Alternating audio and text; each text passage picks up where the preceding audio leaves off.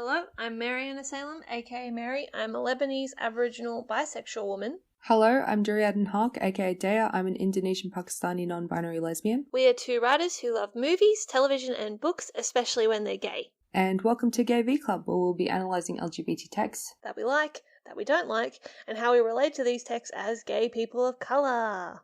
Woo! We are at Volume 3. We are indeed. Thank you to everyone for listening to us so far. If you like GayV Club, please like, subscribe, rate, and leave a nice review on wherever you listen to podcasts. You can follow us on Twitter and Instagram at GayV_club, and we've also just launched a Patreon, which is at patreon.com/GayVclub. But all these links will be in our little podcast post.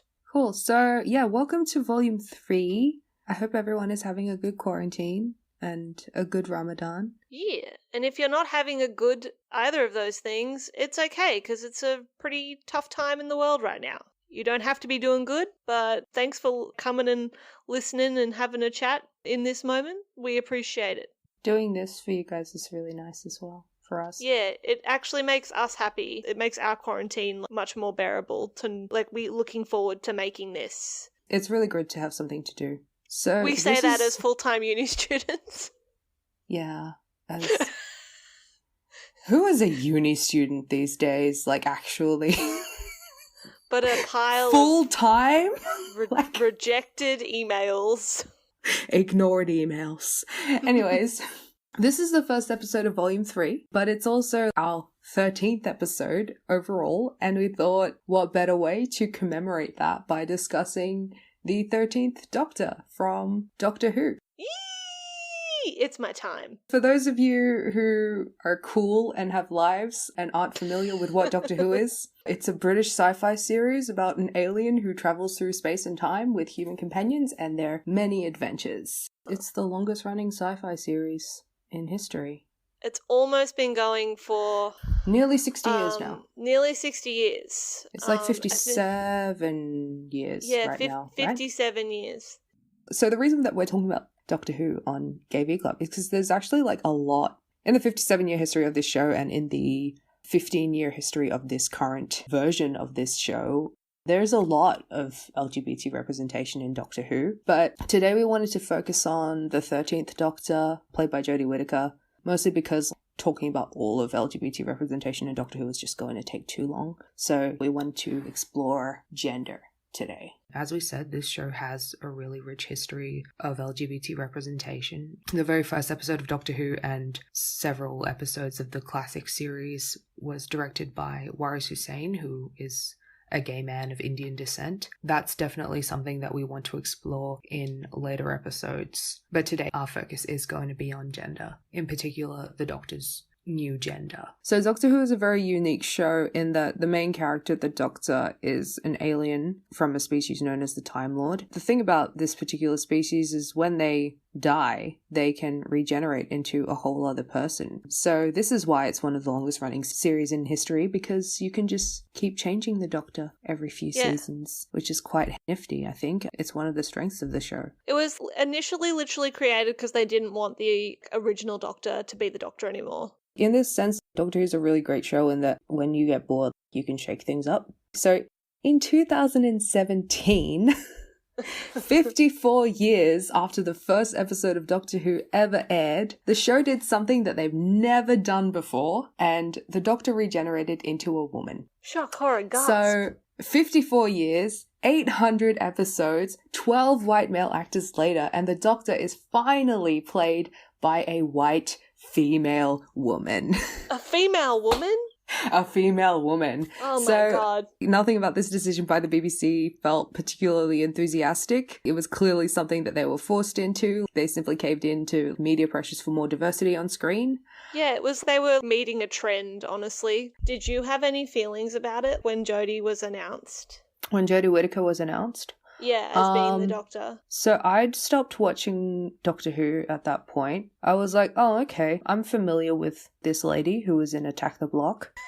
You would Attack the Block. It's a great movie. And it is. I wasn't really bothered to actually start watching then. It was only last year that I got back into Doctor Who. What did you think? I'd been expecting that the next Doctor would be a woman for a while since, I mean, we'll talk a bit more about this later, but since the Master regenerated into a woman played by Michelle Gomez, I started to think like, oh, I bet this is kind of like a setup for the Doctor to be a woman after Capaldi. And there was also quite a few remarks about the Doctor's gender being fluid in Peter Capaldi's era. And there was, I think in one of Capaldi's last episodes, John Sims, Master, like says to him, oh, is the future going to be all girl? And the Doctor says, oh, I certainly hope so. And I really just thought, oh, I just thought they're like, really trying to prepare us here. They're really here. trying to set this up, which is like, I didn't know because Doctor Who has chickened out of doing that before. I hope this is what they're setting up, but I also don't know if they're ballsy enough to do it. So yeah, when Jodie was announced, I was like, oh yeah, I was sort of like, yes, I knew it. I knew that's what they were doing, but at the same time, I wasn't really shocked, especially because Jodie is white and very conventionally attractive, and I thought like, oh, that's a very safe bet. When I wasn't even really glad, I was just like, this should have happened ages ago, but good for you, you did it now, I guess.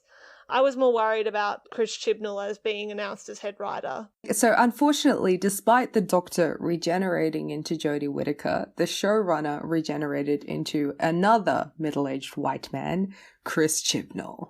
So I just want to say that Chris Chibnall is the root of essentially every problem that we're going to discuss today. I think it's important to preface that in this episode we're critiquing Chris Chibnall as a showrunner and a writer. Unfortunately, a lot of existing negative critiques of this era of Doctor Who do boil down to misogyny towards its women lead when it shouldn't be. It should be directed towards the straight, white, cisgendered man writing her. Past eras of Doctor Who, run by Russell T Davies and Stephen Moffat, certainly had their issues, and we're definitely going to discuss a lot of those in a separate episode. But Chibnall has undoubtedly been like the worst thing to happen to this show. Oh yeah, 100%. I actually get mad when people say that he's not as bad as Stephen Moffat. I'm like, no, honey. He is just as bad. No, I actually think he's a bit worse. Because at least Stephen Moffat's stories, even when they were bad, they were still entertaining. Chris Chibnall's writing is boring. That's true. This dude, Chris, I'm just going to call him Chibi. Chibi cannot run a show. His prior experience running a show was on Broadchurch. Look, I'm a David Tennant stan, but I'm not about to sit here and try and tell you that Broadchurch is flawless. It's not. Running a crime drama that focuses on one town, one crime, one set of characters with no prior mythology to them doesn't really qualify you, Chibi, to run the world's longest running sci-fi television narrative. Chibnall did work on previous Doctor Who episodes. It's not like he's never written sci-fi. He did write a handful of quirky, kind of okay, sort of bad episodes of Torchwood and Doctor Who. You know, some of these flops include 42, which was a really bad episode in Series 3, an episode called Dinosaurs on a Spaceship, which is as stupid as it sounds. And in Torchwood, he wrote an episode where the entire premise is there's an alien that feeds off your orgasmic energy, and it just goes around getting people to screw each other to death.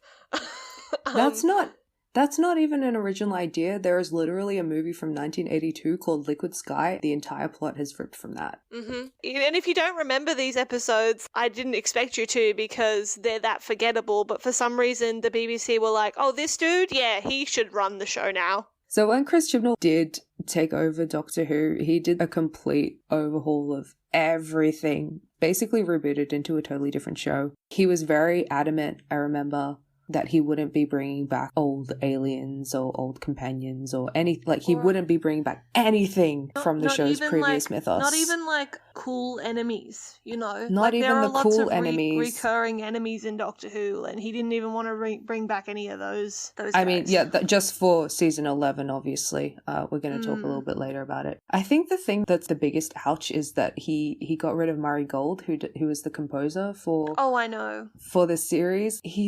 Ouch, like, I don't know who this new person is, but the soundtrack just isn't popping anymore. It does not. There is no feeling in this soundtrack. It's just very heartless, and that's basically how I would sum up what the show is now. Like, it's just very heartless. I reckon that after Chris Chibnall was selected as showrunner, he was kind of instructed to cast a woman doctor. I really do feel when you've read interviews of him talking about why he picked Jodie, it literally sounds like he couldn't be bothered to think of anyone else. He just said that, he liked working with Jodie on Broadchurch and knew this would be a good opportunity for her. I just feel, and I know you do too, that if they really wanted to get this right, if they really actually cared about the Doctor being a woman or like regenerating into the female form, then they would have held auditions the same way they do with companions and how they've done with other doctors as well. But instead it just really felt like, if you listen to interviews with Jodie, she talks about how she didn't really have to audition for this role. She just got a call from Chris Chibnall and was like, yeah, I'll do it. Like, I just feel like there's an element of nepotism that is actually detrimental, because it meant that there could be some unknown actress out there that could have done this really well, but we'll never know. He didn't instruct Jodie to watch any prior episodes of Doctor Who, like to prepare. So Jodie's Doctor is basically a whole new character, completely different to any Doctor that we've seen before, but not in a good way. It's in a way that she's not very much not the Doctor. And this is super frustrating. And this is the reason why we wanted to do this episode. Like, it's super frustrating to finally have a woman Doctor, and for it to be like this, and for it to be handled so poorly. The way that 13 acts is nothing like the character that we know and love. All the Doctors are different, obviously, but there is a commonality to them. Yeah, there's a principle to them, and this just isn't present. History. I don't think the erasure of that is Chris Chibnall's invention. I know Moffat definitely did that too. The vibes are absolutely awful. It just reads off as really arrogant. Chris Chibnall taking over a show with such a huge legacy, and basically just disrespecting everything that's already been created, disrespecting everything that people already love, and just wanting to create his own thing, which is terrible. Everything is lacking. Everything. Not just with the Doctor, but there's just a lack of story arcs. There's just a lack of charisma and personality to it overall. I know a lot of people don't like Stephen Moffat, and a lot of people also have their reasons for not liking Russell T Davies, but you can't accuse them of not having a certain vision for the show. Even if it was a vision that you didn't agree with, they were definitely working towards something and trying to make something that they specifically wanted the Doctor to be. And I think what frustrates me about Chris Chibnall is that he doesn't seem to have a vision for this show. It really feels like he just, other than just, I want to be different to everyone else, but I don't know what that looks like. And I think that's what frustrates me. A lot of people I know hate on Moffat's era, but I like that there's a very specific vision in Moffat's era. Even if I don't agree with it, it's still something I can at least disagree with. Whereas Chris Chibnall, there's just nothing there. It's so barren, and he's clearly just collecting the paychecks and playing it by ear. That's the opposite of what a showrunner should be. You are a showrunner, and you've got to have a vision for it. And I just don't feel like he has that. As much as it's reflected in Jodie, it's also reflected very much in the companions as well. For anyone who hasn't seen the show, or maybe you've stopped watching the show. Which is completely understandable. Understandable. God, I wish that were me, but unfortunately my soul is strangely bound. But just for context, to give you an idea of what Jodie Whittaker's version of the Doctor is like, what Chris Chibnall / Jodie Whittaker's version of this character is. The first episode we see her debut episode is called The Woman Who Fell to Earth. She spends the whole episode sort of running around, talking gibberish, which is fine. You think when you're watching this episode at this point, you're like, that's cool, because most Doctors, for their regeneration episodes, they're still rebooting. They're just loading. They're still installing all the drivers, you know? Yeah, they are. They're waking up. And I remember specifically David Tennant's first regeneration episode. He's just sleeping the whole time. Dude does nothing.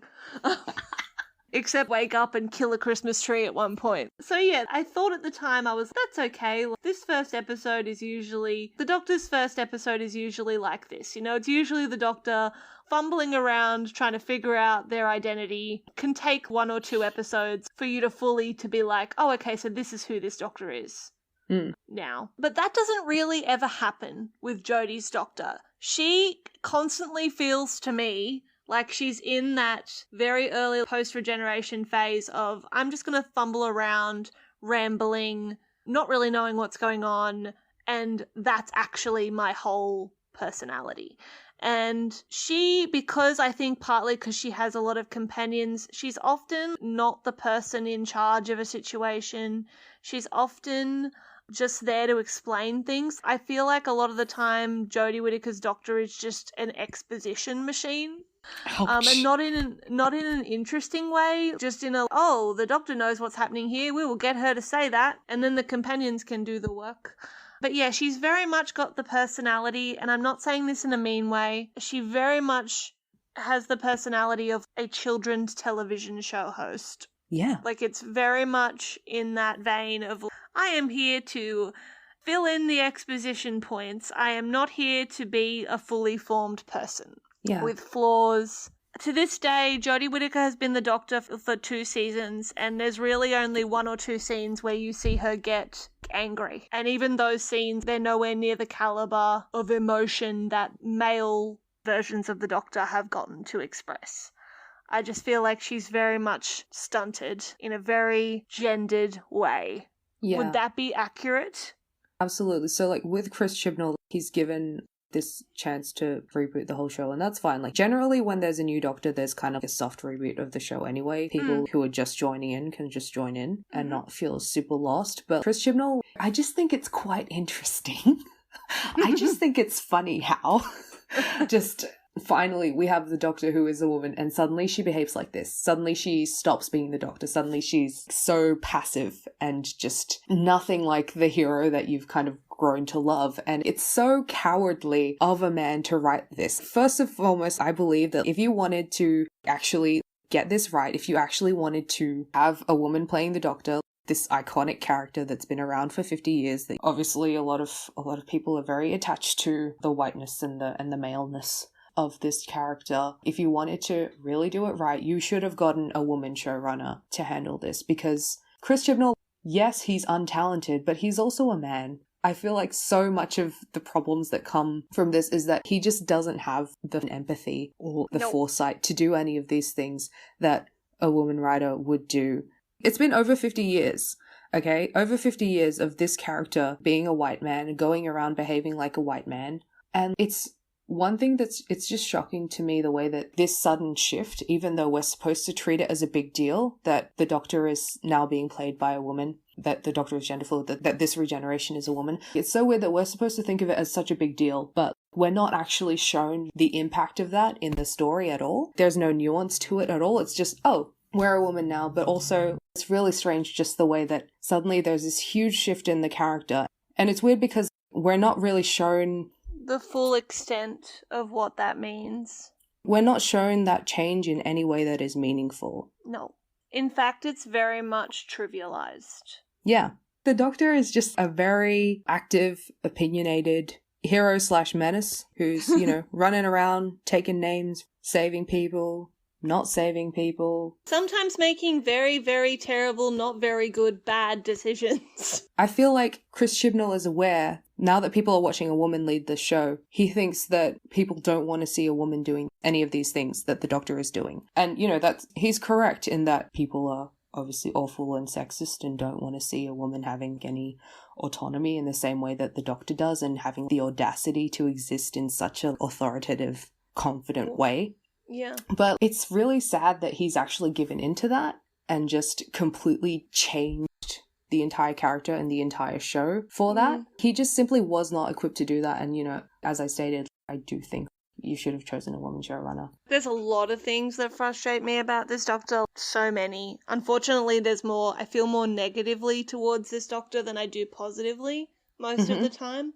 Which I felt like weirdly guilty about, for the record. Yeah. I don't know, as a person who identifies as a woman and is a fan of this show, and I have been a fan of this show for so long, I felt like I couldn't criticize the Doctor as she is, because it just felt so disappointing and so traitorous as well, because I have been one of those people who's wanted this for a long time and felt like being like, oh, well, I've got it and maybe I'm just expecting too high. But no, I actually don't think I am asking too much when I ask for a character to have autonomy and to have essentially a personality that I feel like has specifically been stripped from them because they are a woman now. Yeah. And The thing that really frustrates me a lot is the Doctor hasn't always been likable and isn't meant to be, because the Doctor is a very complicated person as a character and has experienced a lot and done a lot of things, and not all of them are good or could be considered good in any kind of way. And what frustrates me is that with 13, with Jodie's Doctor, Chris Chibnall is deeply unwilling to make her do anything that would make her unlikable. She doesn't even yell.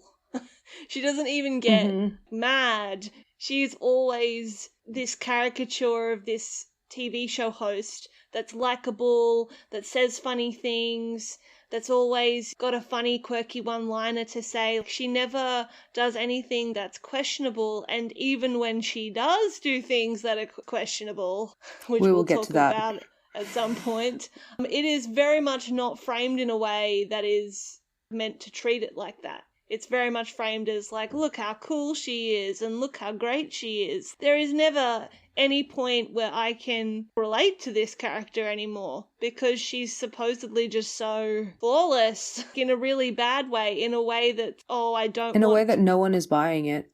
Yeah, and in a way I feel like it's also because Chibnall maybe on some level wants to protect Jodie from any kind of backlash, because you know that if the Doctor was unlikable for a reason that was because of something they did or said, that would come back on Jodie. It wouldn't come back on the writers or that. It would come back on her. Chris Chibnall's very aware that if people don't like this version of the Doctor, they'll blame Jodie and they'll blame the whole concept of the Doctor being a woman. But it's funny, it's a self-fulfilling prophecy, because I don't feel like anyone likes Jodie. The thing is, if the Doctor were to act like the Doctor, so if 13 were to act like the Doctor that we know and do something problematic. For instance, if 13 were to act like any of the other Doctors or do any of the things that previous Doctors we've known and loved have done, that would make her unlikable. Just being the character would make her unlikable because she is a woman. A white woman, but like still a woman. Especially when you think of a Doctor like 10, for instance, played by David Tennant. That guy is a dick. First and foremost, like, he is awful. We are the number one 10 anti. Sorry, he is honestly just an awful, not a human being. He's an awful person. Anyway, He's an awful person. People still liked him. People liked that he was like that, despite all of that. People still loved that. But if you have a woman going around acting like that, people aren't going to feel that way. Most people aren't going to feel that way. They're going to be appalled. So if you had, for instance, Jodie Whittaker running around acting the way that 10 did, people would not be having that. And it's such a shame. And I think that's the reason why Jodie's Doctor is like this, because they're just not ready for it and they haven't been prepared for it. It's not been written well enough, basically. Think about the amount of times the 10th Doctor and even the 9th Doctor, the way they would always be like, oh, because I'm really clever. And when they say it, you're like, haha, yes, they are so clever, you silly people for not listening to them, woohoo. But you know that if Jodie did exactly that, if she did that where she's like, oh, you should listen to me because I'm the cleverest person here, people would be like, oh, what a bitch. They wouldn't react the same, because people never react the same to women characters behaving the way that men do. Even if they claim that they would, most of the time they don't. It's just so poorly handled in this way. But I'm glad, can I just say, I'm very glad you brought up the 10th Doctor as a specific example, because this brings me to the very specific issue I have with Jodie Whittaker's Doctor. Oh, okay. Which is that I just feel like the Doctor is a deeply horny character. Oh, okay. This is a segue. This is a segue. I thought we were going to do other stuff first, but okay, we can talk about this now. Why not? We're not following any rules. We really aren't. So I feel like the Doctor should be not a horny character, but they should have a fully formed personality that includes being a menace romantically. And this sort of has been a very big feature of New Who. Most of the Doctors have had, since its revival, have had significant romantic relationships, and also not necessarily romantic, but obviously something relationships. I don't know how else to say that. Something relationships. They've had some kiss scenes. They've done the kiss fall in love. Yeah. They've done the kiss. And I just think it's very interesting. I just think it's quite interesting, quite funny that the moment the Doctor becomes a woman, the Doctor has never heard of sex, never heard of a romance. What even is attraction? She does not know. She has never seen nor heard of a mouth. No, it's because I feel like, yeah, because you have a woman character now, Chris Chibnall is hyper aware. He's just like, oh no, if I make this Doctor have heterosexual appearing relationships, so if I put this Doctor with a man, yes, people are going to start to think that previous iterations of the Doctor were gay. Oh no. But if no. I have her be with a woman, if I have her be with a woman, I'd literally rather die. Yeah. I'd literally rather die than show her with another is... woman. Otherwise, like, this is a family show. Come on, what are you talking about? Sad. It's very sad. Yeah. Because there have been times in Doctor Who where the only thing that has kept me watching is the Doctor's romantic relationship. Like, and I'm talking about, like, especially with the River Song arc, which we'll talk about more in the other episode. There was literally a period of time when I was watching, the only thing that kept me watching was the hope of the Doctor seeing River again, and that's a very specifically romantic relationship. And I'm just very bored by Jodie Whittaker's Doctor's lack of sluttiness. I'm not saying it should be 10th Doctor level sluttiness, because that's toxic and no one wants that. Maybe somewhere in the middle. Maybe 9th Doctor level sluttiness is good. Yeah. Would be good. Or even 11 level. Yeah! With River. Like, that's what you want. You just want River to come back. I do want that. But I do also just want interesting shit to happen. Yeah, absolutely. So, like, you've just spoken about how you would like the Doctor to have any kind of romantic relationship, but the fact is, it wouldn't be so bad if the Doctor even had any, like, actual friendships going on. True. Companionships, actually, which brings us to the companions. Just the way that these companions were just thrown into this story by Chris Chibnall is another example of inauthenticity and tokenism, and that there's absolutely no thought put into these characters. No thoughts, head empty is how Chris Chibnall wrote these characters. So he's like, oh yes, so I've got a white woman Doctor. I'm going to get a Pakistani girl as her companion. I'm also going to get a black boy as her companion as well. And also, just in case, just for the people who were watching this show to see an old white man talk incessantly, I'm going to put this old white man from The Chase into this show. Chase. From literally a game show. I need to explain these characters because the Doctor has no meaningful relationships with them and I can't understand why they're even traveling with her. So first up we have Yaz. In the first episode that she comes in, she's 19. However, somehow, despite being 19, she's on her second year of probation to be a police officer. That means she started her probation when she was 17, meaning she must have been training as a police person, as a police officer when she was fucking 13 or 14. What? Like, there's no thought put into this at all. You know how much I dreamed? You know how much 14-year-old me dreamed of seeing a South Asian companion? Someone that looked like me? I would always think, why don't we have any South Asian companions? South Asians are like one of the biggest minorities in England. To finally have one. Also, Yaz is Muslim as well. Oh, is she? I forgot. Which she says a lot. I understand why you'd forget, but she is. We finally have a Pakistani Muslim companion, and she's like this. She's a cop, first of all, but also in a way that makes zero sense. Then we have Ryan.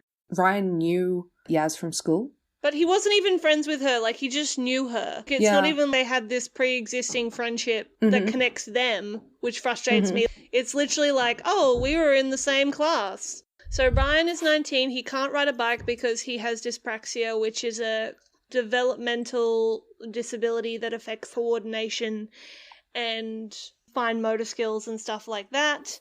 We first meet him, he's sort of trying to overcome this in the very first episode. But the only other really notable things about Ryan in terms of his personality is he's estranged from his dad, and his nan dies in the first episode that we meet him. And then finally we have Graham, who is the old white man. He had cancer, he's now in remission. He's married to Ryan's nan, who I just said died in the first episode. Because, you know, killing off a black woman is always a great way to start a series. So basically he's Ryan's white step granddad. And his whole personality is that he used to work at the bus depot and that he used to have cancer and that he doesn't want to go home from traveling with the doctor because that would mean coming to terms with his grief, I guess. And this goes on for 2 entire seasons. It's really annoying because Graham is like the most developed companion. It doesn't sound like it from what we just said, but he really is actually the most developed character of the 3. But none of this really matters because I think the most important thing about companions is their relationship to the doctor. And I don't mean relationship in a romantic way, I just mean in the literal sense of they need to have a connection to the doctor that is significant. Honestly, don't understand why they're traveling with the doctor and why the doctor is traveling with these people. It just feels very, as you said, inauthentic. Yeah. Like, it used to be a big deal. Do you remember in the Russell Davies era and even to a certain extent in the Moffat era? It was a big deal, that moment when the doctor goes, I want you to travel with me. It was a huge deal. Because you wanted it to happen to you. Yeah, and also because you would want it to happen to that person, because by that point they've proven themselves to be a great companion, and you would sit there going, oh, when's the doctor going to ask them? When are they going to ask the doctor? That doesn't really happen here. They just sort of come along, and it just really feels like that. It just feels so shallow, and what really pisses me off is that none of these companions have any kind of meaningful friendship or connection to the doctor in any way. They barely even really interact with her beyond basic necessity of where are we going? What are we doing? She is the bus driver. Yes, she is the bus driver. She's just their chauffeur. Their intergalactic chauffeur. Literally, they're into space and time chauffeur. That is the extent of their relationship. But what is so annoying about this is that Chris Chibnall has decided that instead of just owning the fact that she's essentially a glorified chauffeur, he has her constantly refer to them as her quote-unquote fam, which I think is the single most cringeworthy use of slang I've ever seen in a show. Yeah. The doctor is constantly talking about how they're a family, but literally nothing we see shows them having any kind of emotional intimacy with each other. And it comes back to that idea, this is just so inauthentic. You know that old thing of show don't tell? He's very much a teller. Yeah, I mean, he's basically just thrown these 4 people into the TARDIS, these 4 people that tick all the demographic boxes, nearly all the demographic boxes, and just think that, you know, that's job done. And again, I feel bad that I have to be criticizing this because this is probably the most racially and gender diverse era of Doctor Who that we've ever had for once. And it's so terrible because it's being written by a white man. I feel bad for criticizing it because then people will kind of reflect the poor quality of the show, you know, back on these people, these faces that we see. It's sad that, you know, there's a risk that we're never going to get this again, but this is what we got.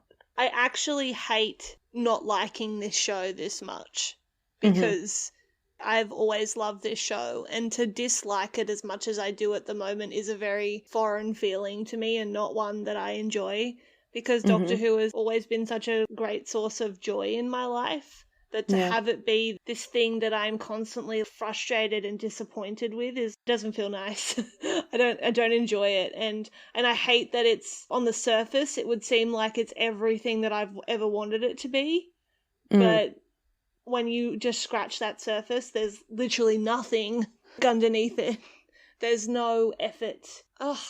It's not fun. Just disappointing. It's not cool. If you've made me miss Stephen Moffat running this show, you're doing bad, man. So one thing I noticed in Jodie's first series, so series 11, is that everything was not just tokenized, but compartmentalized.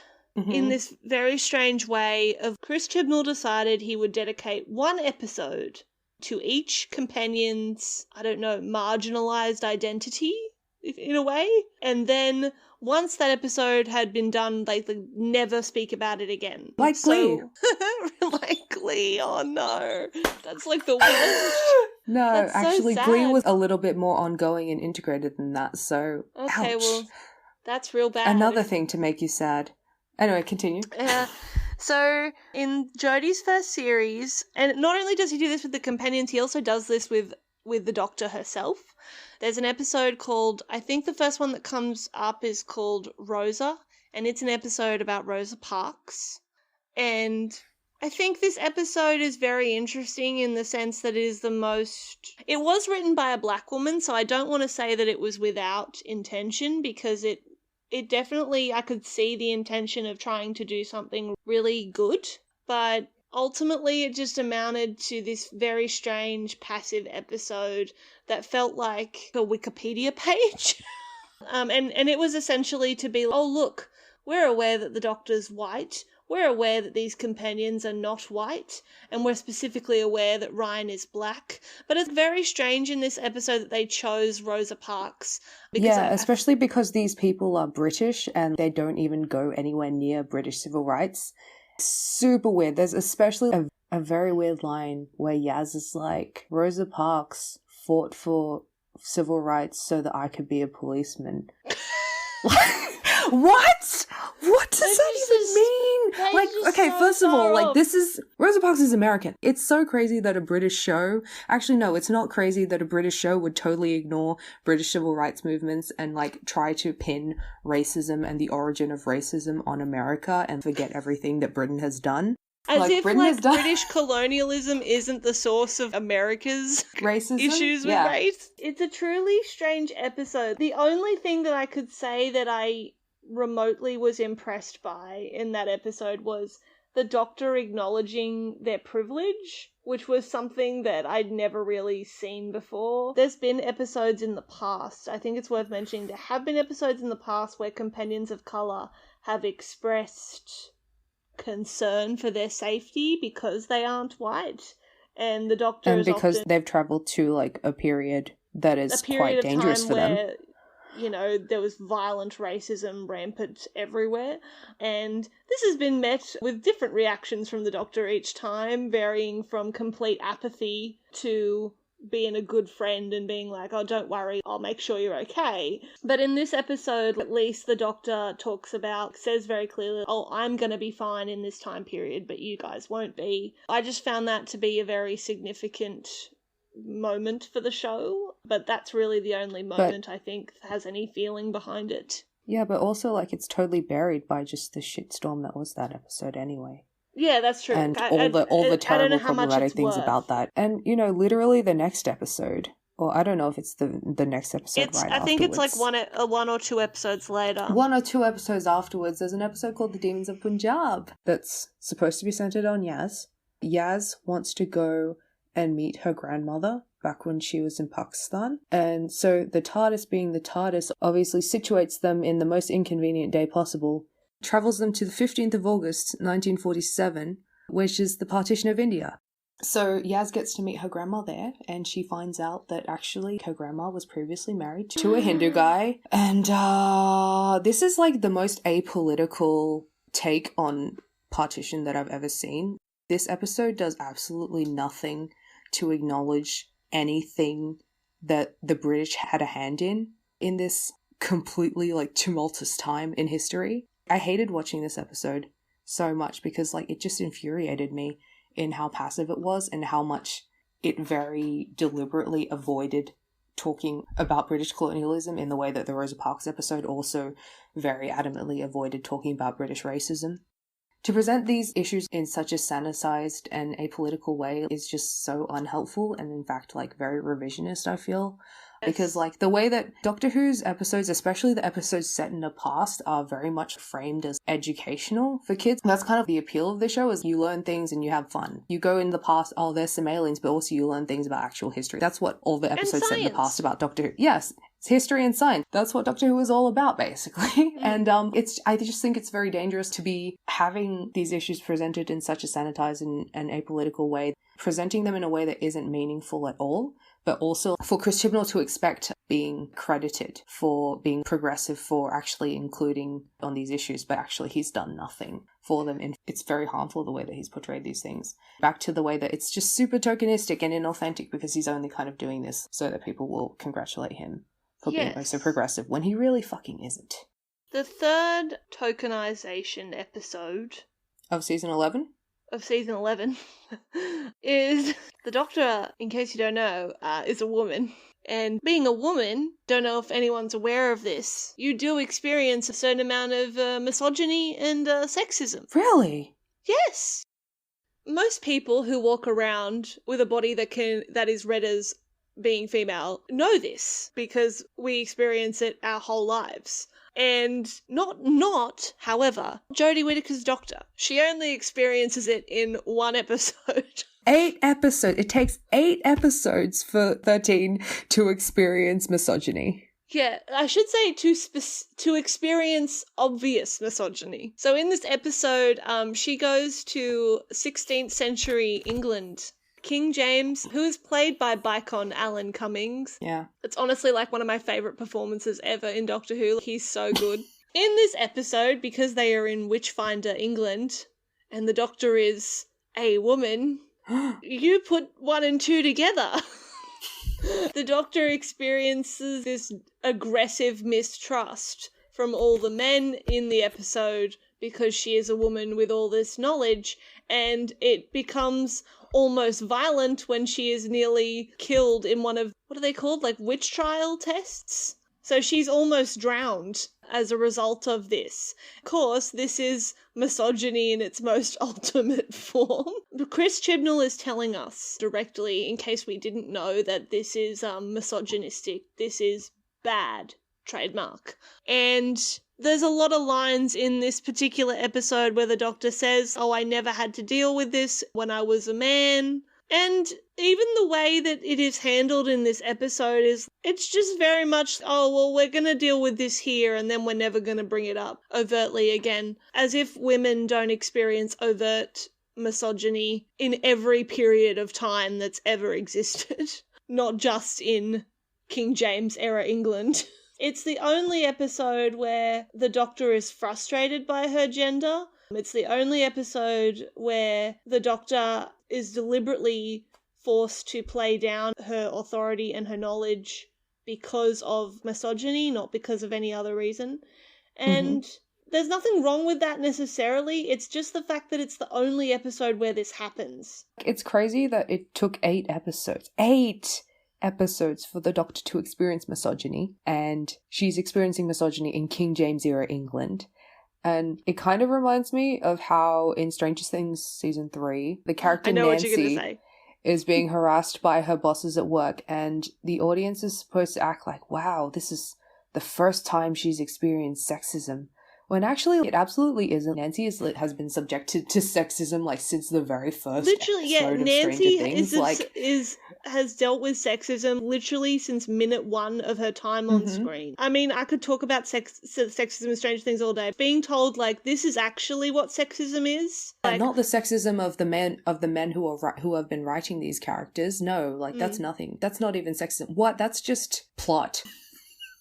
In this case, it's very specifically manufactured this way, and it is really dangerous to portray sexism and misogyny in this way. How you can only call it that when it's this very overt, very obvious, deliberate portrayal of it, and not all the microaggressions and just resistances that women and women-aligned people experience daily. It is so ridiculous, it's almost laughable to be told that the only time that you'll experience sexism is if it's done in this very violent way.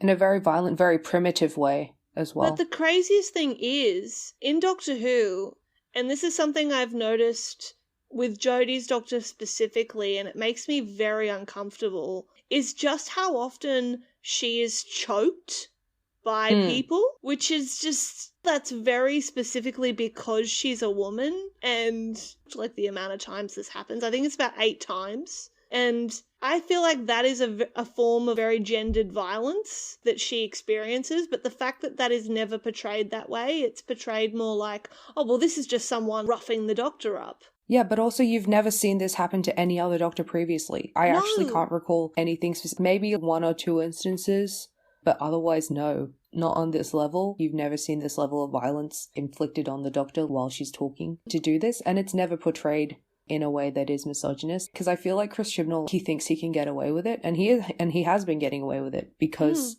this character is now a woman. Maybe it's just something that he likes to see, or it's just really gross and just tastes bad, you know? It does feels taste bad. Tastes bad. It does taste bad. The other thing is, to that point of misogyny happening to the doctor, but it not being portrayed as that, I think the most recent example of that it was actually my favourite episode of the most recent season, and I've forgotten what it's called because it's got a weird Latin name.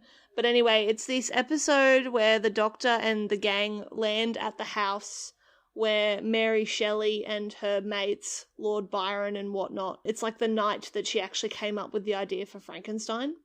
In that episode, Lord Byron is constantly, despite the doctor being like, please don't flirt with me, please don't come on to me, despite the doctor repeatedly saying, like, Lord Byron keeps continuously flirting with her and making passes at her. This is not, and it's really strange to me that it isn't, this is not framed as the doctor experiencing misogyny. It's framed as a comedic thing. Haha, isn't that funny? And I'm just sitting there going, she's essentially being harassed. And yes, it's by Lord Byron, but it's still a form of harassment. But yeah, it's just weird the amount of times I have been watching this show and gone, that would never happen to the doctor if the doctor was still a man. I mean, there definitely are instances where male doctors have been sexually harassed and it's played off as jokes. Absolutely, but like not to this degree. It's just ridiculous. This whole instance with Byron where he is harassing her, it's kind of does turn it into a joke. It's like, oh, you know that poem by Byron, Darkness? That's about the doctor, so it's okay. Everything you did, it's not okay. It's not okay. He literally wouldn't let her do her job. This is one of the main things that has disappointed me about Doctor Who, is just, if you're going to have this character be a woman now, you need to show how that's different and how that changes things. You need to have an awareness of that, but this show clearly doesn't, and Chris Chibnall clearly doesn't, or only when he wants to. I feel like ideally, if there was a woman showrunner, the way that we're talking about it is maybe a little bit dramatic for a family show, but it really doesn't actually have to be that intense. The way that you can portray this doctor experiencing misogyny, experiencing sexism, or it doesn't actually have to be this whole big event that is a singular episode and then never really discussed again. For instance, a cooler way to do it, I think, would be the doctor who's just regenerated starting to notice that they're coming across a lot more resistance than previously experienced. I can imagine this character that has been a man for so long just brushing it off as human stubbornness until it just gets to a point where it's more and more actually getting ridiculous. And she realizes, for instance, a companion like Yaz could have said, you realize that, you know, people are treating you this way because you're a woman, right? Yes. And this would have been cool. Everyone keeps using this word representation. This whole era that Chris Chibnall has concocted for us is supposed to be women's representation, but it's not, because you're not actually representing women's experiences at all. And it also could have, you know, maybe given 13 and Yaz an actual point of bonding. You know that episode of Sex Education where they all have to hole up, find out something that they have in common with each other, and it's the fact that it's the fact that all these girls experience misogyny? Literally that. It's so sad, but literally it's just that. Not nice, but just something that you could really grow from and develop character from. But we don't have that. Instead, we just have this one-off time, and then every other instance of sexism that we see is simply just not portrayed that way. There's no consequence for the Doctor to exist in this form, which is crazy because it is a consequence. There are consequences just to exist in this way. I also would have liked to have seen, because it's impossible now, but I really would have liked to have seen the Doctor struggling with that struggling with not being listened to, not just in a jokey way of, oh, I forgot. There's those moments where she's like, come to daddy, and then she's like, wait a minute, I'm a woman. Not Who the just man? Oh, oopsies, I forgot I'm a woman. Yeah, oopsies. Can't say like, that not just anymore. in that way, but I would have loved to have seen the Doctor as a character actually kind of struggle with that adjustment, because it is a huge adjustment if you had been wandering around as a man for several millennia. For several millennia, to then all of a sudden have to engage in this whole different paradigm of existing. That would be really intense. That is not really brought up in any way that's interesting, not even in the sense, I would love it if we went to more historical periods where it is harder for the Doctor to get information and do things because she's a woman now. There's so many things you could do specifically that you couldn't have done with it when the Doctor was a man that you can do now. But there doesn't even seem to be an interest in that. Chris Chibnall seems to very much want to be like, oh, this is just business as usual, but it's not. And it's very disrespectful, I think, to pretend that it is. Also, because I know a lot of my friends who are trans who do like Doctor Who, they were very excited to see something like that represented in the show.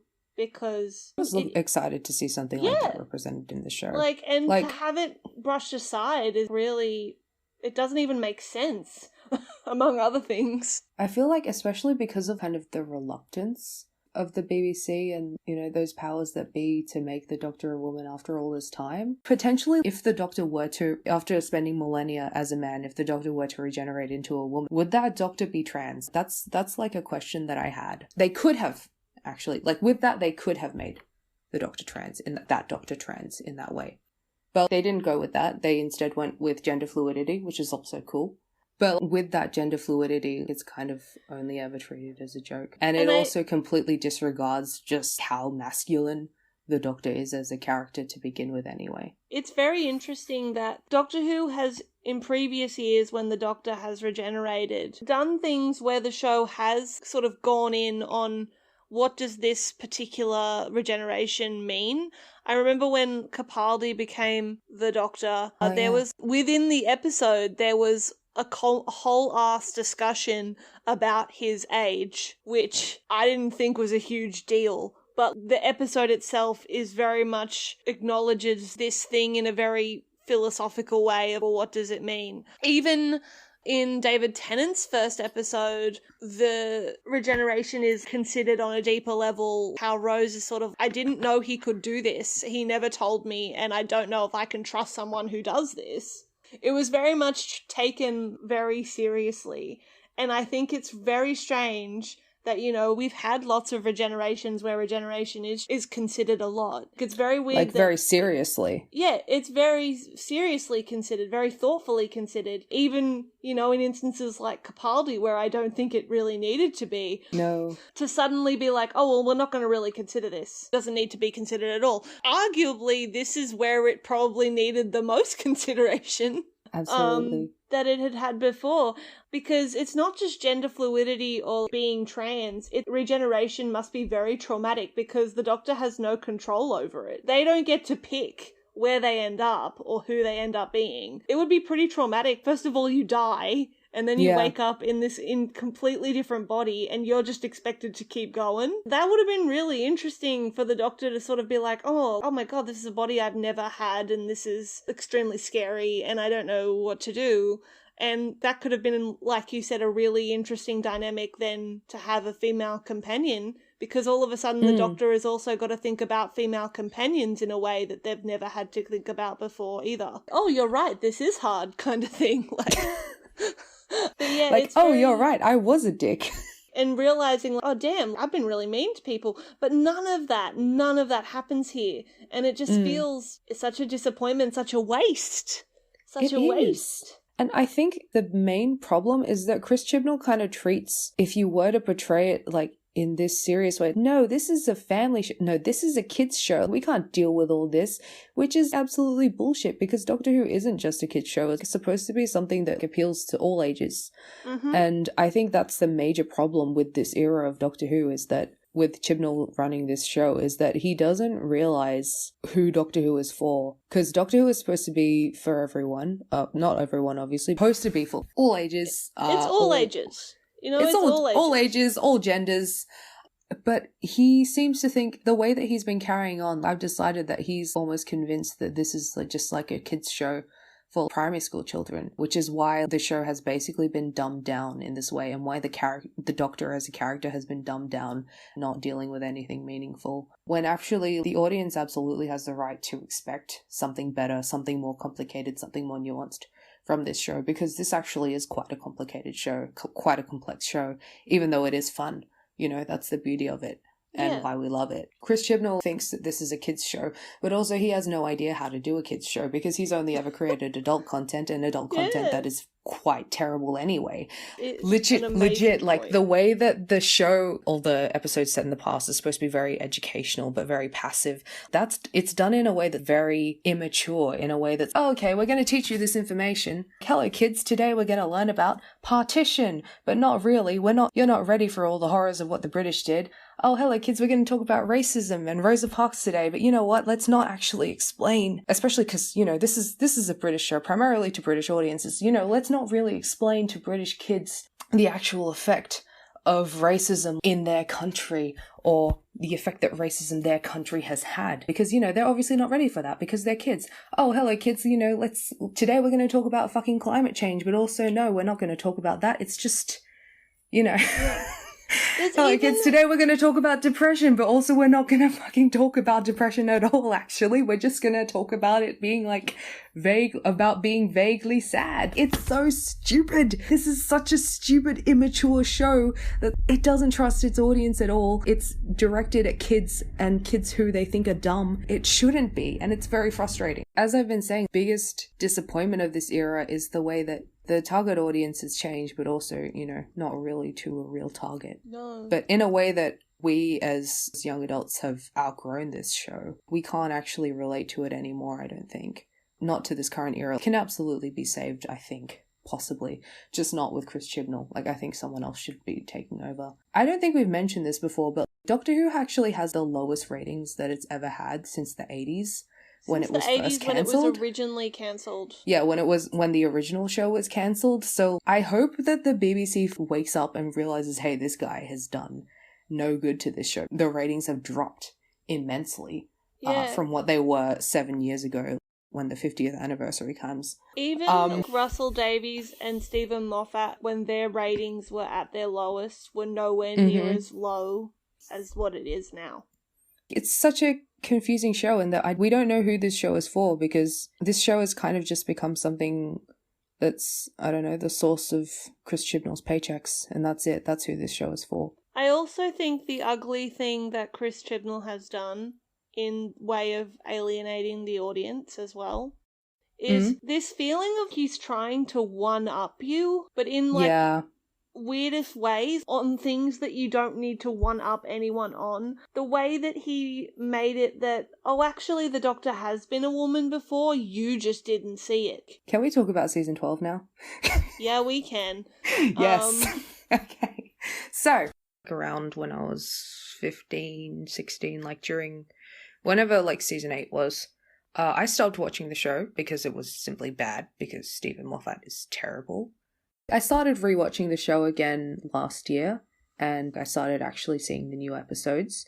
I'd gotten up to season 11, which is when the 13th Doctor comes in, when Jodie Whittaker comes in, and I wasn't super impressed, so I kind of stopped for like a few months. But then, on the 2nd of January this year, at around 8:30 a.m, as I was making my way to work, Mary messaged me very urgently saying that I absolutely had to watch Doctor Who, the new episode of Doctor Who. She said, don't worry that you haven't seen that you haven't finished season 11. She's just like, just watch it now. This is something has happened which is very specific to your interests. Not going to lie, I low-key resent you for this. Like... Oh. As extremely specific and relevant to my interests the thing that I'm about to mention I still kind of resent you for this. But anyway, only slightly. Like, you know, I'm enjoying myself, but also I'm not. You know, I'm suffering at the same level as you, so I think that's fine. Okay. The thing that happened... The whom that happened was that, spoilers for season 12, but also I feel like this is the only reason that anyone would want to watch season 12. But the Master, who is, you know, a very iconic villain in Doctor who I love, who is one of my favorite characters, made a return at the start of the year, at the beginning of season 12. And he was being played by Sacha Dhawan, who I love. He's one of the original History Boys cast members. So basically whenever a less popular member of the History Boys is in something, I have to stan. And so I was really happy that this was done. And, you know, I think Sacha Dhawan as the Master is the sexiest thing to ever happen to New Who. Honestly, he's it's so truly hot. just not just hot, he's just brilliant. Like, he's just so fun. He is. And he really, Literally, like, this show is so like amazing. Chris Chibnall's idea of the show in season 11, it's so mundane and quite boring. And then you have an actor like Sacha come in and actually be one of the funnest characters, one of the funnest villains on this show. It really just revitalized and energized me for a week. After seeing that episode. This is random, but I really like when good actors like Sacha are in things because they elevate the people around them too. And I really felt Jodie's performances when she shares scenes with Sacha were really energizing to me. Like you said, like I was like, oh yeah, this is really great. Yeah, his delivery was so good. Her delivery was good because she was trying to match him. It was great. I remember messaging you one night and I was like, it's really good for people writing Doctor Who to use the Master as kind of an anchoring or like a point of reference to who your Doctor is, because the way that the Doctor interacts with the Master is always going to be consistent. I feel like also this happened in season 8 when Missy was the Master, when Michelle Gomez played the Master and showed up with Peter Capaldi's Doctor. Peter Capaldi's Doctor, I think, was also quite lost in the first season as well.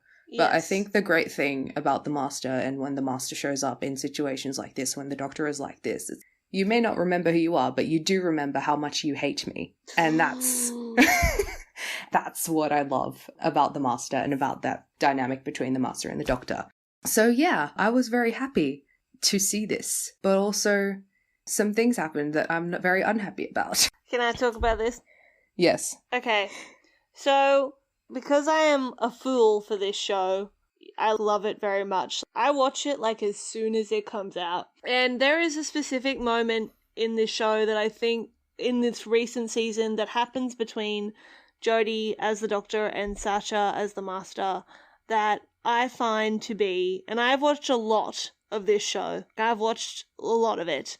And I find this particular moment to be hands down one of the most disgusting moments I've ever seen in the show in relation to race and the portrayal of race. Doctor Who doesn't have a very good history of race to begin with. So when this scene happened, I was actually quite upset. I actually had to pause the episode. I was upset. I felt like I was having an anxiety attack. That sounds very dramatic. This scene was very upsetting. In this particular scene, the Doctor and the Master, they've been doing their usual to and fro bickering across the universe, being petty bitches, because that's what they are. And the Doctor says, yeah, look, let's just meet and, hash this out. Let's just meet. And they meet in the Eiffel Tower, at the top of the Eiffel Tower during World War II. During World War II, for some reason that I've forgotten, but they're meeting there. The Master turns up to this meeting and he is dressed, bearing in mind that, he's being played by Sacha, who is visibly brown. He's wearing a Nazi uniform, and the Doctor asks him, specifically says, how are you doing this? I bet they don't like that you're not Caucasian. And he says that he has a perception filter, which is a little gizmo that comes up in a lot in Doctor Who. It just makes people see a certain thing where it's not really there. And he says he's got a perception filter that makes people ignore his race. So that's why he can walk around and be among Nazis and no one clocks him. Apart from it just being really gross to put a person of colour in a Nazi uniform, let's put that aside for a second. This is how the scene plays out. So the Doctor and the Master do their usual back and forth of like, you suck, no you suck, whatever. I love you, but also no. I love you, but I hate you. But I also hate you, but I love you. I hate that you're the only person in the universe who I can really, Anyway, never mind. Alright, Dee, this is not the time. It is not the time. It is not the time. So in this particular scene, the Doctor, because, you know, she is the quote-unquote good guy, you assume with these things that the Doctor is going to end up besting the Master because that's what happens in any given Master-Doctor. Always. Yeah. Not always, but most of the time in most Doctor-Master interactions, that's how it happens. And in this instance, the way the Doctor gets the upper hand is she disables the Master's perception filter and sort of goes, ha, they're gonna find you now. And she calls the Nazis to where he is. Essentially, in this moment, weaponizing racism and one of the most violent regimes of white supremacy in history, essentially weaponizing that against a brown person. And she does this in full knowledge, knowing that she will be safe because she is white. As I've said, I don't think the Doctor should always be likable. So I actually thought, okay, well, this moment's really horrible, but maybe it'll be like a turning point for the Doctor. Maybe she'll become a bit evil or whatever. No. This is framed as we're meant to root for her for doing this. We're meant to be like, haha, she got him. And I was beside myself. I was so angry. I couldn't finish the episode. And I'm usually a person who's like, I have to finish this because I just love Doctor Who so much, but I couldn't. I was so angry, and it's just horrendous. I can't see. It renders me like absolutely speechless. I don't know how to talk about this without being incredibly angry, but yeah. Like the fact that this furious. moment is played off as something very minor. It's like, oh, I've just gotten the Master out of the way for, you know, the rest of this act, for the rest of this scene, so I can do shit. And then, you know, obviously he's going to come back, so it's fine. Yeah, it is horrendous. You did warn me in advance before watching this episode. I did. But I feel like there's no accurate way to warn anyone of this. Like, because even though you told me, and even though I knew that you were hurt by this and you were telling me this, I couldn't actually believe that they would actually do this. So when I did see this scene, I was horrified regardless. The thing is, after this scene, the Doctor throws the Master, who is a brown man, to the Nazis, and we don't see him for about 20 or so minutes. So when the Master does show up, they're back in present day. So it's no longer World War II. And the Master shows up and he says, I've had the worst 77 years of my life. Can you imagine what it's like to live through 20th century Europe? The places I've had to escape from. Okay, like, this is like honestly astounding to me that this is kind of just, just a funny little update. It's like, the Master was suffering in the last 20 minutes. I just think it's really crazy to me. You know how I was talking about how it's really odd that while the Doctor is a woman, it's very weird that we don't see the consequences of someone who has lived as a white man their entire life suddenly being a woman and being disadvantaged in that way, and the way that the show doesn't explore that. It's quite interesting, I think, that we have a character who is a villain, who has been a white man for most of his life, is suddenly now a brown man, and he actually does almost immediately face the consequences of no longer being white, of being a brown man, of, you know, actually experiencing racism. They decided to actually show those consequences of being a non-white person. It's like they did it because the Master is a villain and it's framed as something that he deserves. It's really gross. It's really disgusting. I'm honestly shocked that no one really mentioned this critically. In the reviews I read, no one actually was like, yo, why the fuck did the Doctor just hand over this character to the Nazis? Yeah. Yes, this character is a villain, but this is the Doctor. This is supposed to be, you know, as flawed as the Doctor is supposed to be a hero. You know, there has to be a line to be drawn, and it's insane that Chris Chibnall is still employed as anyone can be during quarantine.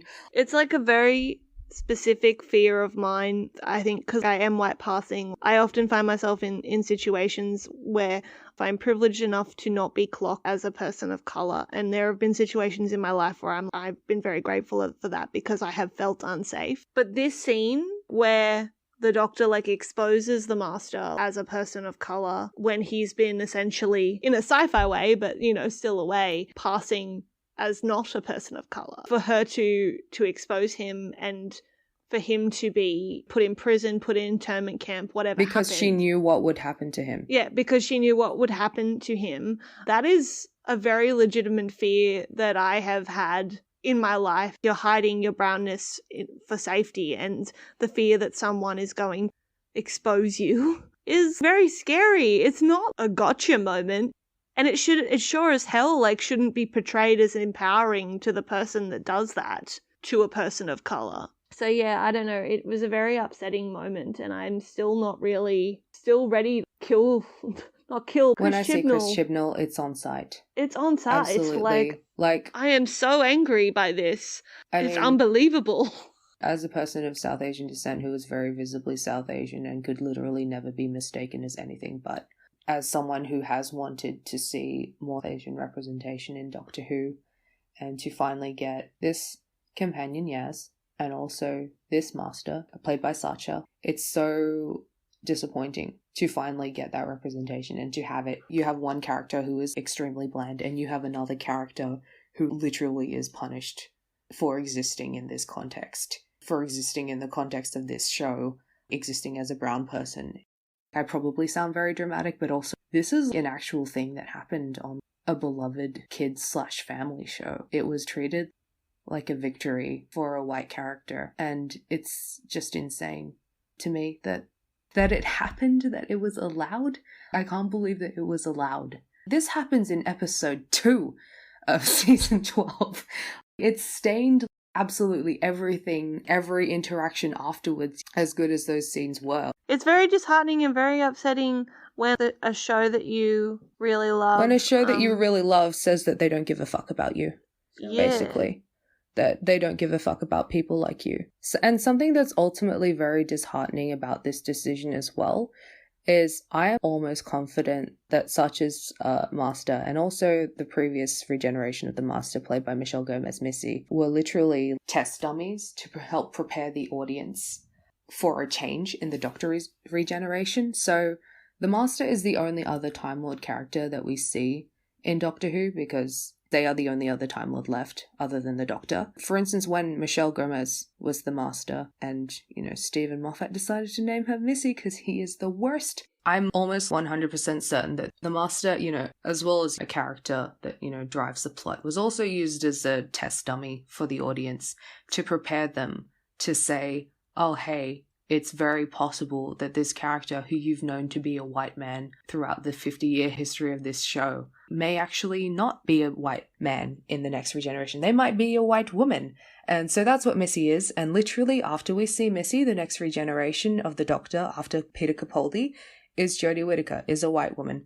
I've almost always been certain since Jodie Whittaker's casting and the way that people, obviously, I think white women leads aren't particularly progressive at this point in time anyway. I was almost certain anyway that the next Doctor, like the 14th Doctor, is going to be a man of colour, most likely. Casting Sacha as the Master really solidified that thought for me, in that the Master has been used as a way to prepare the audience before, so I'm almost certain that this is another instance of that.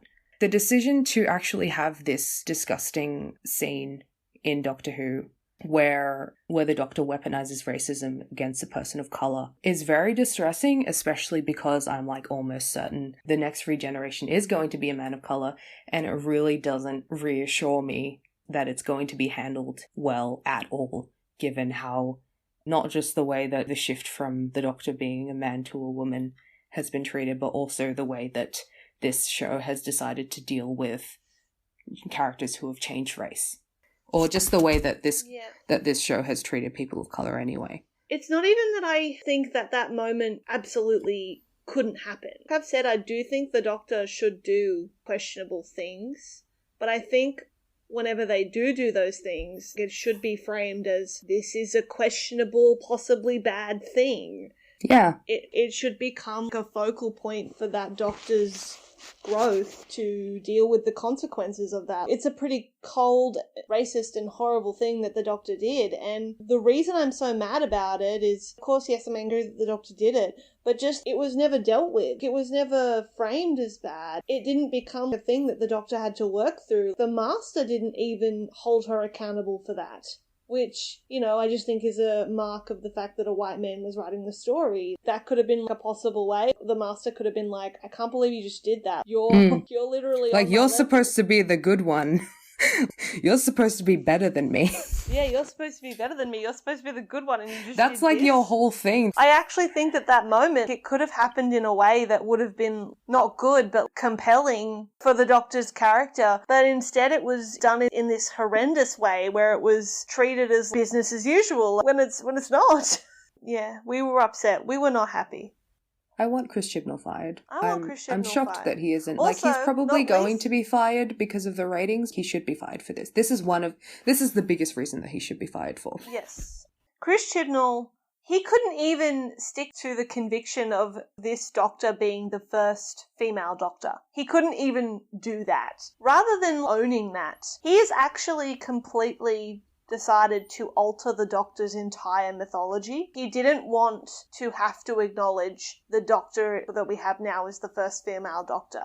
So rather than doing that, he decided to introduce a character who people are calling the Ruth Doctor, because when we meet her, her name is Ruth. Joe Martin plays this version of the Doctor called the Ruth Doctor, and the plot twist is, spoilers again, well, I've just spoiled it, but anyway. But also, it's the only reason that you may want to watch it. Also, the only reason that you may want to watch it is the Doctor meets this woman, played by Joe Martin, who, if anyone doesn't know who Joe Martin is a black woman.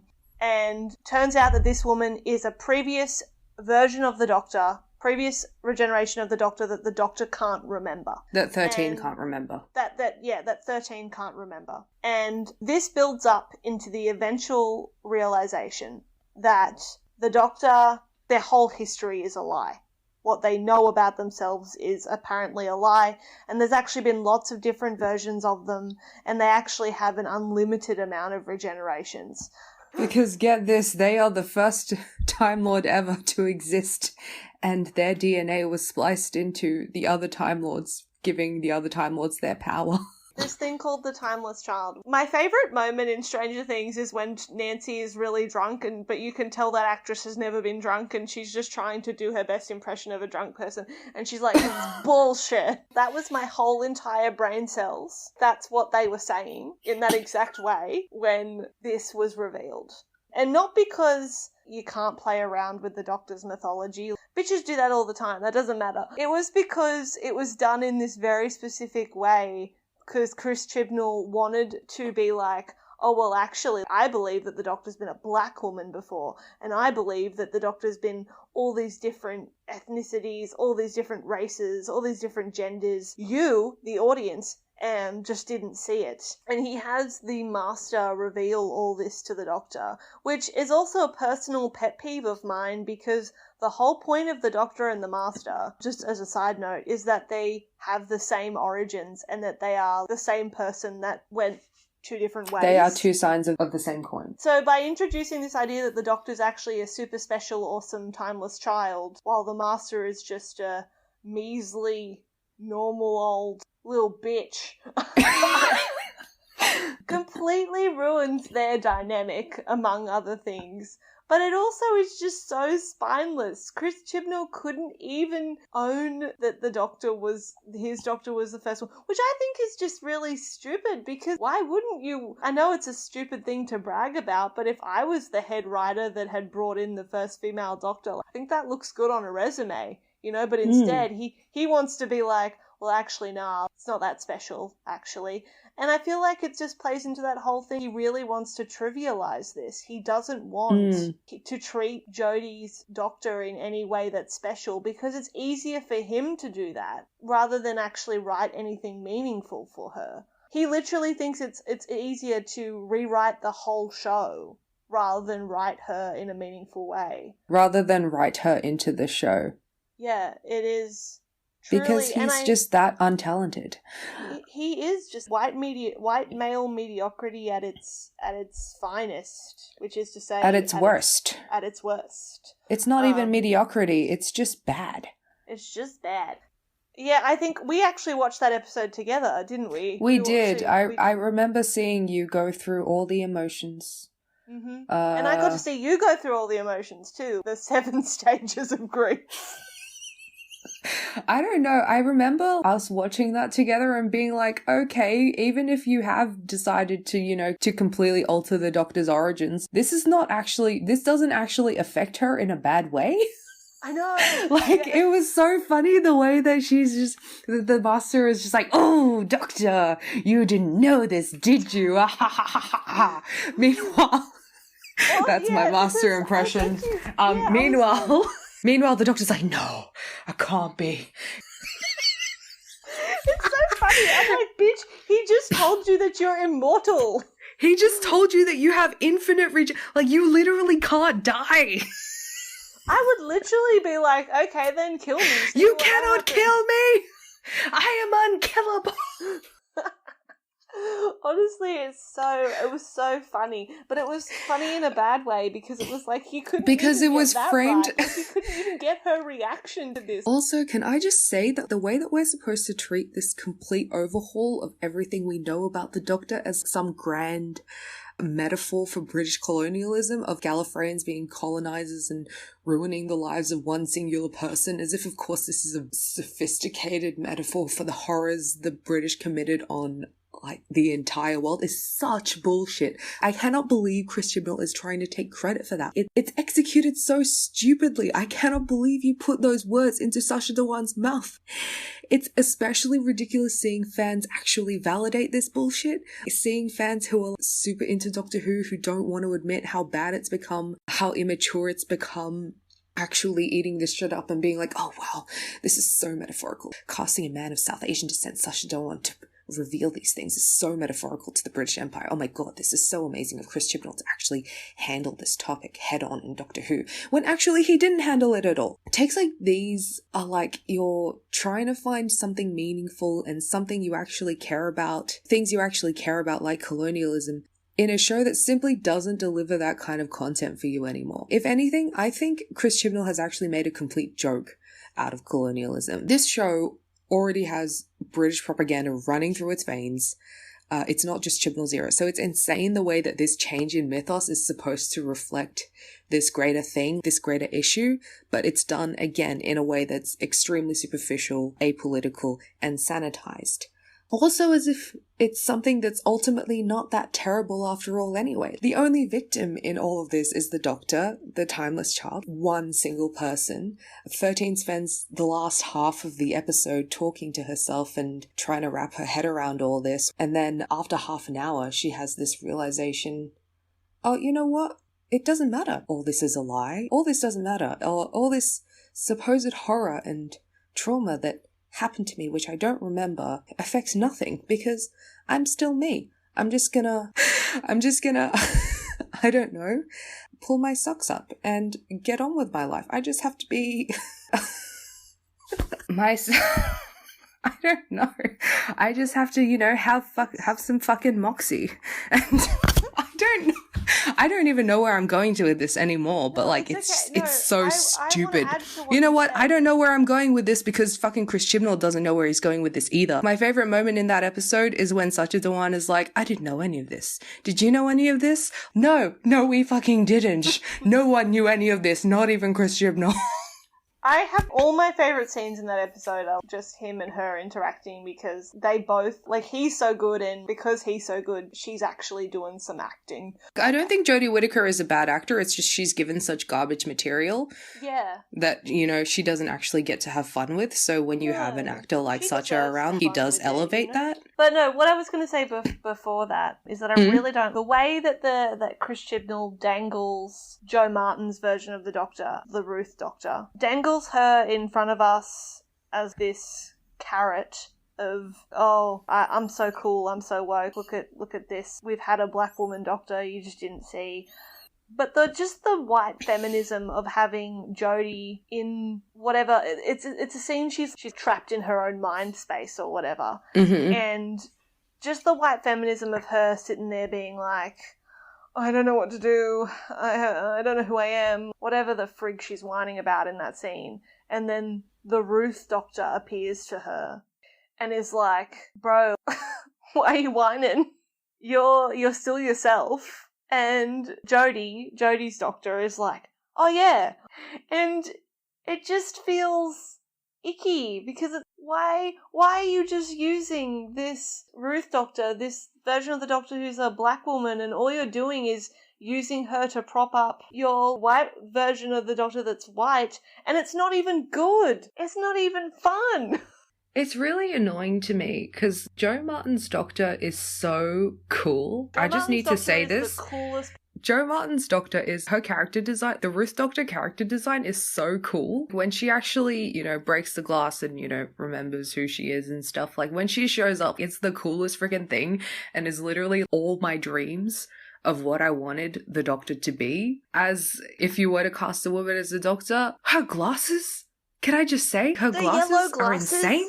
Oh the yellow-green glasses. They are the coolest thing that has ever been accessorized. Her attitude is very much like the Doctor's that we have seen in the past. Actually, running shit, which I love. Authoritative. And she's secure in herself. She's also a bit eccentric. This is a very mean thing to say, and I don't mean it in a mean way, but she feels like the Doctor in those scenes. And it's really sad to me. She actually has the audacity the Doctor has. It's crazy that a Doctor we've never seen before actually feels more familiar than the Doctor that we've been watching for 2 seasons. Yeah, I remember saying this to you one time when we were talking about Jodie's Doctor, because I feel like the way she's portrayed is very passive and very weak, and not just really not in the way that she acts, but in terms of her position in the story always feels like if I took the Doctor out of this story, nothing would change, which is not how the show is meant to run. And there's so many episodes where I really do feel like the Doctor is just there. She's not doing anything. She's just there witnessing these events. And I think I said to you once, I was like, it'll be really bad if they do the 60th anniversary the way they did the 50th and Jodie's Doctor meets other Doctors. Because once people see her with other Doctors, they're going to realise how passive she is and how much she lacks that authority and that audacity. This actually happened sooner than I thought. When the Ruth Doctor came into the story, I was like, oh my gosh, there's whole sequences where 13 and the Ruth Doctor share these scenes, and you can really see in those scenes just how passive and uncharismatic and soulless Jodie's Doctor is, even in comparison to this Doctor who we don't know. It's really disheartening when a character who's not meant to be the main character has so much more authority as that character than the Doctor does. I love the Ruth Doctor. I would love to see it. I would love to see more of her. I would like to see I feel more like we Jo won't Martin, because please. I would like to see more of Jo Martin, but also I feel like she may not come back because her console is the very first Doctor's, implying where she is on the timeline, and also she doesn't even recognize what a sonic screwdriver is, which... True. Yeah, some people think that Jo Martin is going to play the next Doctor, but also I don't think... I would love that. But I don't think they will because of the way that presented it in the plot. That's, of course, if the show does actually decide to follow some logic that it's actually laid down. But, they've decided to not do that in the past, so it is possible, I suppose. You never know. We really never know. That's the whole thing about the way that this show has gone. Something happens on this show and it's like, okay, this may as well be happening.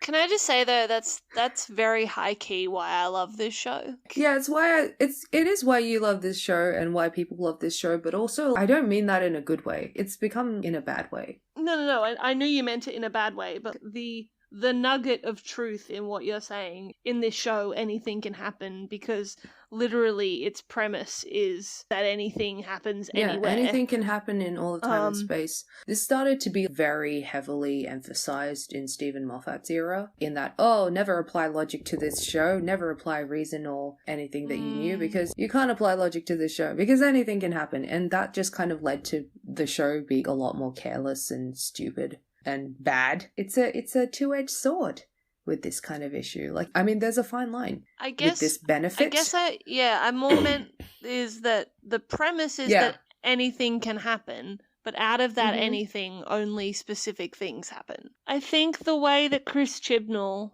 is handling the Doctor's gender at the end of the day is extremely boring. It's also extremely disrespectful and frustrating. It's weird that Chris Chibnall wants these woke points for having so much racial diversity in the show, but will also, in his first episode, kill off a black woman for the sake of the plot, and then also, do that to the Master.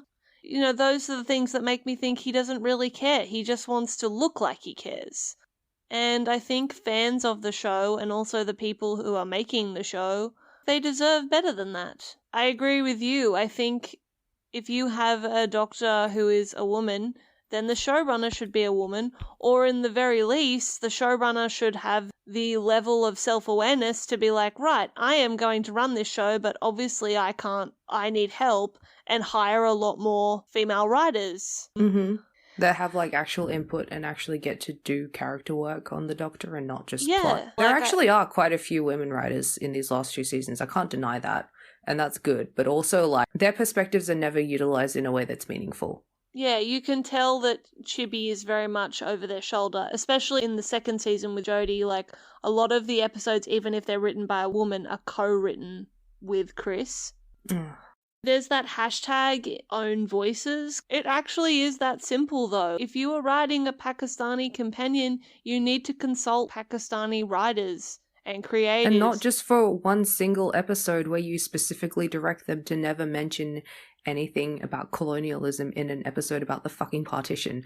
Yeah. Yeah, just with this show, again, I think I talked about this a little bit with Star Wars, but I think this also applies here with Doctor Who. It's just insane to me that a show with this much legacy, with this much history, that's, the hugest thing ever, to have a woman as a lead and be so careless with it is actually so harmful and dangerous to women creatives and just women's stories everywhere.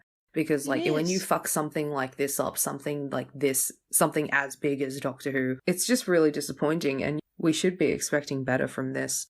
I don't like that women are held to these standards, where they have to be amazing and absolutely fucking flawless so you can't question their presence in a show like this. But they really just didn't deliver on that.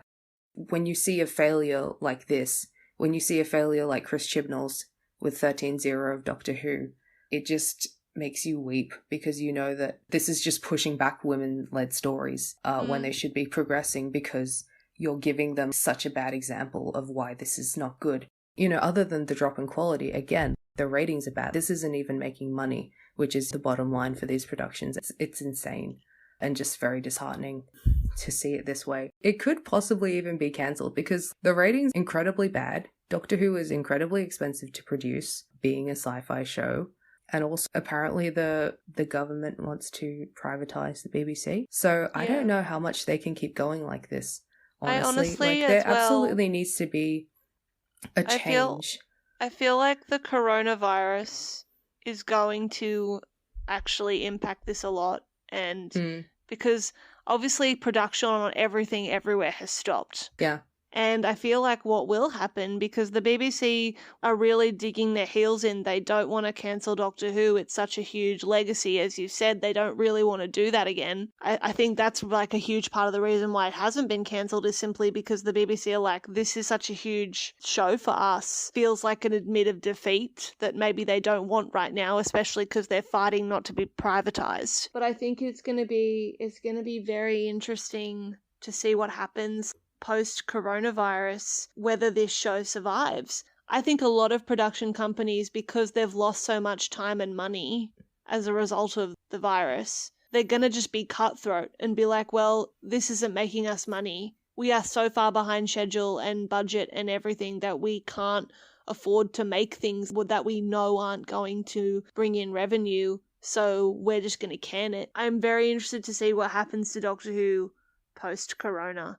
I don't think its future is looking very good at the moment. I'm realizing now I've actually never had to have this fear about Doctor Who. I've never had the stress I feel with other shows, whether Doctor Who is going to continue for another season before. I feel like if they don't get rid of it, they're going to at least have a very long hiatus. And after that hiatus, they're going to need to make some dramatic changes to the people involved. And I'm hoping that it's not the casting that they go after, but I'm hoping that they go after Chris Chibnall. Maybe it's because we are writers and we're aware where creative decisions are made, that we know that the person who holds a lot of responsibility for all of this is Chris Chibnall. But the weird thing is I don't see that reflected in general discourse. I really do see a lot of people blaming Jodie, blaming the cast, even just blaming the BBC. I feel like all we used to do during Moffat era was blame Moffat for everything because it was his fault. The thing about that series is it was very characteristically him. Everything we hated about it was everything we hated about him, just as a person. It was very personal, actually, because, you know, he was doing that shit in every single thing that he made. Not just Doctor Who. He's even still doing it, apparently, according to what I've read about Dracula. But yeah, with Chris Chibnall, this is nothing to him. His complacency is evident in the show, but as you said, there's no specific vision for this show from him. Because there's no vision, because there's no overall story, I feel like you're never wondering anymore where all of this is going. The whole thing about Chris Chibnall's era of Doctor Who is I can't actually pinpoint what he cares about other than seeing Jodie get choked out. Yeah, I know. Which is disgusting. That's actually but like quite horrible. But yeah, you're right. And I'm not saying that Doctor Who should always have this huge, amazing, big, sprawling plan. I would like it to have that, but you know, it doesn't necessarily. But you should at least make me feel like, okay, this is what you want your doctor to do. This is what you want your doctor to be. This is the conflict that you want your doctor to have. But I don't see any of that. I don't feel any of that. And I think that's one of the reasons why I was so shocked when the Master showed up, because I was like, do you understand what it means to have this character with the Doctor? It means you have to actually be thinking about it, thinking about the Doctor in this grand terms. But you haven't been doing that. He thinks that tokenism is enough. Yeah. He thinks just having a white woman there is enough, which is never enough in any case anyway. He feels like he's just kind of done his job and is just doing whatever he can to keep the show afloat so that he can keep collecting paychecks, but that's it. It's just very selfish and self-serving. Does he even like Doctor Who? Come on. This is a very weird thing to me. Everything that I have heard about this man, everything I've heard about all the decisions that he has made for this show, damn, you really fucking hated this show. I think it's really weird because there's footage of him from 1980 talking about how much he loves Doctor Who. But do you though? But also I'm thinking being a fan of something doesn't necessarily qualify you to make it. Do you know what I mean? I say this as someone who is a fan who hopefully wants to make things I'm a fan of one day, but just because you really like something, that doesn't mean that you are good at it. I don't think he likes this show. I don't care about existing footage from the 1980s. That was 40 years ago. I don't think he likes this show anymore. No, but then why would he agree to it? For the money. Money, I suppose, yeah. Being a head writer, being a showrunner for the longest running sci-fi series in TV history, that's a big deal. That's a really big thing you can put on your resume. That's a legacy that you can have. I feel like that's all he really signed on to this for. He doesn't have any particular vision. He doesn't want to say anything. Guess what, Chibi? Your legacy is going to be that you had this amazing opportunity and you did the most boring, mundane thing you possibly could have done with it. Unless he changes his stripe, that's what his legacy is going to be. I'd rather he not get the opportunity to change his stripes again. I would rather see him fired and replaced. I want to read this quote from an article called New Dimensions, Representation and Allegory in Doctor Who, and it is by a guy called Mike Bartlett. It's an academic article. It's a really good analysis of, obviously, representation and allegory, hence the title. But the last paragraph really sums up what we've talked about today.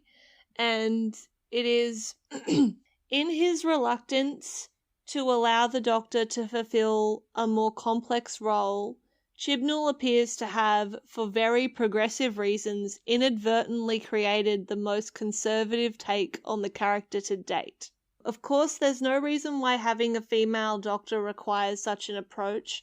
Rather, the answer to the dilemma might be to step back from direct representation of social issues, as satisfying as that might be, and return to what science fiction does best, which is creating allegories that allow us to see the world and its issues anew. Let's hope that wherever or whenever the TARDIS takes the Doctor next, it's somewhere wonderfully strange with problems that seem strangely familiar. I don't necessarily agree that Doctor Who shouldn't tackle social issues, but I do agree with what this guy is saying, that in trying to be progressive in this very sanitized way, Chibnall has ended up being extremely conservative. I think that's our episode. So yeah, I'm just very disappointed that a show I love so much has a huge thing as this happen to it and for it to be bad, to sum that up. I'm also disappointed, and I'm still also weirdly guilty. I feel weirdly guilty for saying all this. Because I do feel, I understand why people make those video essays where they're trying to find a deeper meaning for it. I want it to be good so bad that I understand that need, but you gotta call a spade sometimes and be like, it's not good. As I said in the beginning, Doctor Who at the moment is what I've always dreamed it could be in how it looks. But the rest of it is a nightmare. Just to end on a more positive note, I do actually think that this cast of people in terms of their acting is really good. And I think that's part of my frustration, is that I actually really like all these people, but they're not being given anything good to work with. There's a lot of really cool ideas, but none of it is being executed well. Yeah. Yep, that's all I have to say. Chris Chibnall, if you hear this, as I've said, it's on site. So thank you for listening to GayV Club. Yeah, thank you for listening to GayV Club. This is going to be a long episode. I'm really for, sorry. Ranting with me, however long we've been here. Yeah, no, absolutely. This is something I care about, obviously. Yeah. I know you love Doctor Who more than me, but this is still something that I care about. Yeah, there's only one person who I think loves Doctor Who more than I do, and that's John Barrowman. But I'll allow that because he's John Barrowman. Thank you anyway. And thank you for listening. And just a reminder to everyone that we do have a Patreon now. So you're welcome to sign up for that at patreon.com/GayV Club. You can also follow us on Twitter and Instagram at GayV_club and find the links to Dee and I's personal socials there as well. We hope that you're having a good and safe, well, not a good quarantine, but I hope you're all safe anyway. And we're happy to be back. Yeah. Ramadan Mubarak. Yeah. This episode turned out way longer than we expected it to be, so sorry about that. We specifically decided to talk about just this one area of Doctor Who because we wanted it to be short, but that backfired. So if you've made it this far in the episode, thank you so much. Next episode, we want to talk about the half of it, which is Alice Wu's new film. It's up on Netflix now, so go watch that. Alice Wu is an amazing Asian American lesbian film director. She's made Saving Face. So yeah, go and watch her new film, and if you haven't seen Saving Face, definitely try that out too. And next episode, we're going to talk about those things. So we look forward to that. Everyone stay safe, and as per usual, watch something nice. Bye-bye. Thank you for listening.